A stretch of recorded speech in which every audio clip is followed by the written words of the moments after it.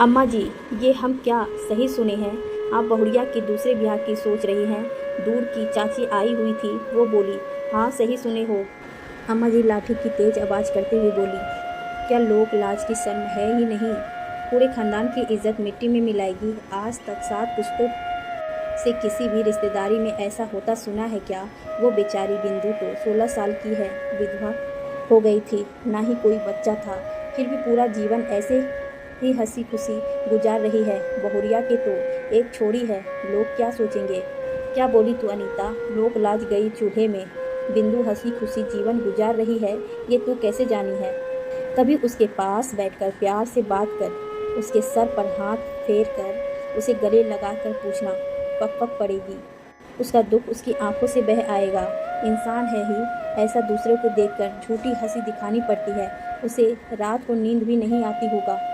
मेरी रानी बहू को मैंने देखा कैसे रात को बिट्टू को सुलाने के बाद मेरे संतोष बेटे की फ़ोटो सीने से चिपकाए सिसकियाँ भरती है। पूरा दिन तो घर के काम बिट्टी की देखभाल में उसके साथ भाग दौड़ में निकल जाते हैं, पर ये रात काटे नहीं करती जब कोई पास नहीं होता। मैं भी दमा की मरीज उसके पास नहीं सो सकती। मेरी खांसी से पूरी रात खराब हो जाएगी बेचारी की। जब भी करवा चौथ, तीज, छठ या कोई भी त्यौहार आता है तो कैसे खुद को उसने अलग कर देती है कि कोई ये ना कह दे कि ये विधवा है। उसका शुभ कामों में आगे ना आना ठीक नहीं। जब तक मेरी पूजा नहीं हो जाती, मेरे सामने भी नहीं आती, चाहे मैं कितना जिद कर लूँ। मेरे संतोष ने भी तो उसे पलकों पर रखा। ऐसा प्यार करने वाला पति मिलना मुश्किल है, पर किस्मत को कुछ और भी मंजूर था। चला गया हम सबको छोड़कर। बेचारी मेरी रानी की उम्र ही क्या है, 24 साल। उसका दुख देखा नहीं जाता। डेंगू बीमारी ऐसी है अम्मा जी, 2 दिन में तो बेचारे मुन्ने में कुछ नहीं बचा। वो सब तो ठीक है, पर आपको क्या लगता है, क्या बहुड़िया के लिए कोई कुंवारा लड़का मिलेगा? वो भी शादीशुदा ही होगा और 2-4 बच्चों की बाप। आपको लगता है वो बिटवा जैसा ख्याल रख पाएगा बहुड़िया का? बहुत बुरी है दुनिया। एक विधवा को अच्छा आदमी मिलना नामुमकिन है। मेरी मानो अम्मा जी, तो यहीं रखो रानी को, और ख़राब हो जाएगी उसकी ज़िंदगी। आप लोगों के बीच सुरक्षित है तो हम बूढ़ा बूढ़ी कब तक रहेंगे उस बेचारी के साथ? उसके आगे पूरा जीवन पड़ा है। हमारे रहते उस पर कोई उंगली ना उठा पाएगा, पर हमारे जाने के बाद हर आदमी उसे गलत नज़र से देखेगा। किस किस की नज़रों से बचाएगी खुद को? वैसे ही बहुत सीधी है मेरी रानी। एक आदमी औरत की ढाल होता है। जिसके साथ औरत रात के 2 बजे भी जंगल में हो तो खुद को सुरक्षित समझती है कि उसका पति उसके साथ है। ऐसे ही बनाया गया है ये शादी का बंधन। बहुत मायने है इसके।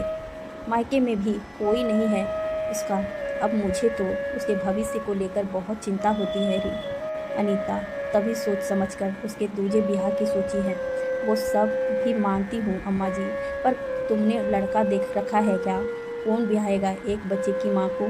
तू मेरी खास है जिससे मैं दिल की बात कर लेती हूँ। मैं अपने घर के सामने रोज़ एक लड़के को फटफटिया से जाते देखती हूँ। रोज़ वो हमारे घर की तरफ टकटकी लगाए देखता है। मुझे आज तक समझ ना आई।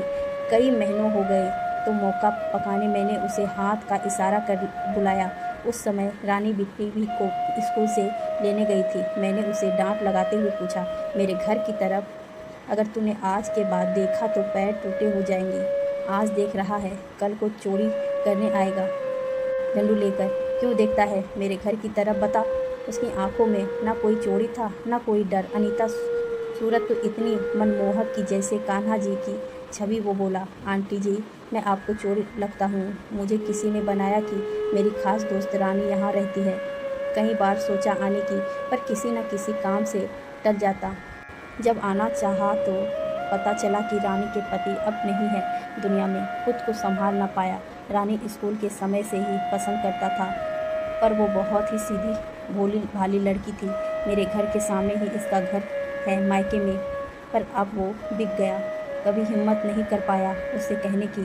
जब तक हिम्मत जुटाई तब तक ये आपके घर की बहू बन चुकी थी। उसके बाद उसकी ससुराल आने सही ना लगा मुझे। बस एक बार उसे देखना चाहता था, कहीं रास्ते में मिल जाए तो बस एक बार पूछना चाहता था। अब क्या पूछना चाहता था?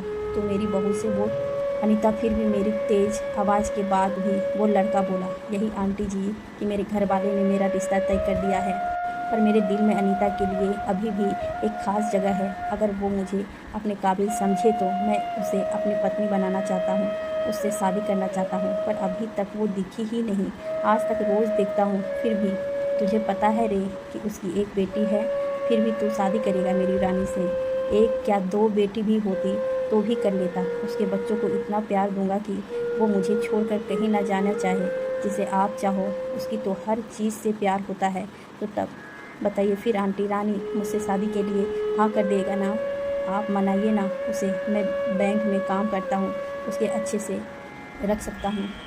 तब तक अनीता रानी भी बिट्टी को लेकर आ चुकी थी। रानी की आंखों में आंसू से लाल, शायद उसने मेरी और उस लड़के की सारी बातें सुन ली थी। वो कुछ ना बोली, बस मेरे सीने से आकर चिपक गई। अरे पकड़ के रोने लगी। उस लड़के की आंखों में भी नम थी। वो बस रानी के रोते चेहरे को ही देखता जा रहा था। मैंने रानी से पूछा, ब्याह करेगी इससे? उसने बस इतना कहा, उनको संतोष नहीं भूल सकती अम्मा जी। रानी, मैं तुम्हें अपने पति को भूलने के लिए नहीं कह रहा हूँ, बस तुम्हारे दुख को थोड़ा कम करना चाहता हूँ। रानी कुछ ना बोली। फिर मैंने सोचा अनीता की इससे ज़्यादा प्यार करने वाला लड़का मेरी अनीता को नहीं मिल सकता।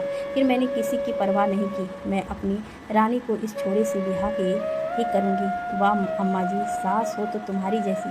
अच्छा मैं चलती हूँ, बस पकड़नी है। आज अम्मा जी तो नहीं है, पर वो अपनी बहुरिया के दुख भरे जीवन को सुख में बदल गई है। रानी उस लड़के के साथ हंसी खुशी अपना जीवन गुजार रही है। और हाँ, ऐसा नहीं है कि संतोष को भूली है, उसकी तो अलग जगह है।